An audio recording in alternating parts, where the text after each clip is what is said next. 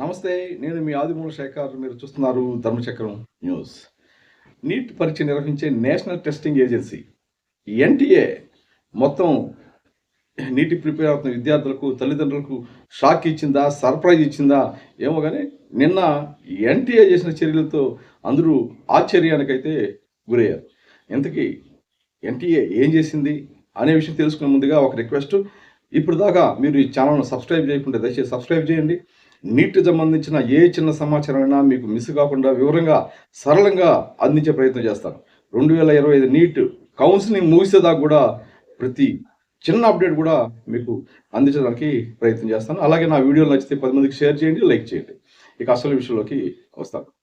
City intimation slip ఏదైతే ఉందో దాన్ని ఈ నెల 26వ తారీఖున రిలీజ్ చేయాల్సిన అవసరం ఉంది.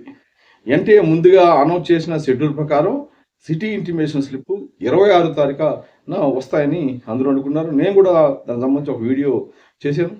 అది ముందుగానే రికార్డ్ చేసి నిన్న ఉదయాన్న అప్లోడ్ అయ్యేలాగా షెడ్యూల్ చేసి పెట్టాను. అప్లోడ్ అయింది.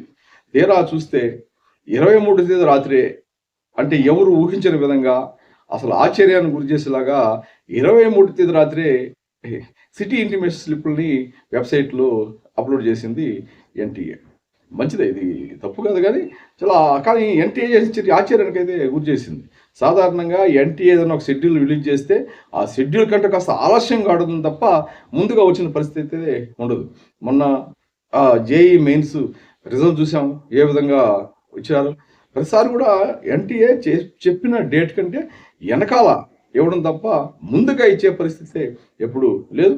కానీ సిటీ ఇంటిమేషన్ స్లిప్ విషయంలో మాత్రం 3 రోజులు, ఒక 2 రోజులు, ఒక రోజు కూడా కాదు, దాదాపు 3 రోజుల ముందుగా సిటీ ఇంటిమేషన్ స్లిప్పుల్ని వెబ్సైట్లోకి అప్లోడ్ చేసింది.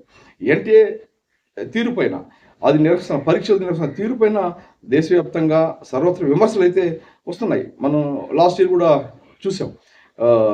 నీట్ పరీక్ష ఎంత గందరగోళంగా నిర్వహించారు, కొన్ని చోట్ల అక్రమాలు జరిగినాయని రీఎగ్జామినేషన్ పెట్టడం, దాంట్లో సుప్రీంకోర్టు దాకా వెళ్ళడం, దానిపైన సుప్రీంకోర్టు నిపుణుల కమిటీ ఏర్పాటు చేయడం, ఆ నిపుణుల కమిటీ కొన్ని గైడ్ లైన్స్ని, కొన్ని మార్గదర్శకాలని రూపొందించడం, వాటన్నిటిని ఖచ్చితంగా మేము ఇంప్లిమెంట్ చేస్తాం ఈసారిని ఎన్టీఏ సుప్రీంకోర్టు చెప్పడం, ఇవన్నీ మనం చూసాం. ఈ నేపథ్యంలో ఏమో నీట్ పరీక్షని పకడ్బందీగా నిర్వహించాలని ఎన్టీఏ భావించిందో ఏమో కానీ అందరూ ఊహించిన దానికంటే ముందుగానే, షెడ్యూల్ కన్నా ముందుగానే నిన్న సిటీ ఇంటిమేషన్ స్లిప్ని అప్లోడ్ చేసింది. ఖచ్చితంగా దీనికి మనం ఎన్టీఏని అభినందించాల్సిందే, మనం అందరూ దాన్ని కంగ్రాచులేట్ చేయాల్సిందే. ఎందుకంటే 3 రోజుల ముందుగా సిటీ ఇంటిమేషన్ స్లిప్ ఉంటే ఒక మంచి పరిణామని చెప్పాలి. ఇదే పంచువాలిటీని, ఇదే నిబద్ధతని, ఇదే పర్ఫెక్షన్ని మొత్తం ఎగ్జామినేషన్ పూర్తయ్యేదాకా కూడా ఇంతే పకడ్బందీగా నీట్ 2025 పరీక్షని నీట్ నిర్వహిస్తుందని ఆశిద్దాం. ఎందుకంటే నీటి పైన గతంలో వచ్చిన విమర్శలు చాలా మందికి అనేక అనుమానాలు, లేకపోతే నమ్మకం పోవడం, ఇలాంటివన్నీ కూడా ఎన్టీఏ పైన ఏర్పడుతున్నాయి. ఈ పరిస్థితుల్లో ఎన్టీఏ అందరిని ఆశ్చర్యానికి గురి చేస్తూ సిటీ ఇంటిమేషన్ స్లిప్ని 3 రోజుల ముందుగా అయితే విడుదలైతే చేసింది.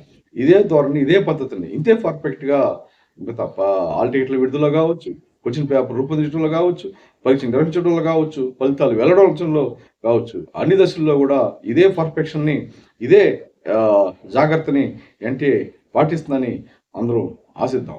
నమస్తే.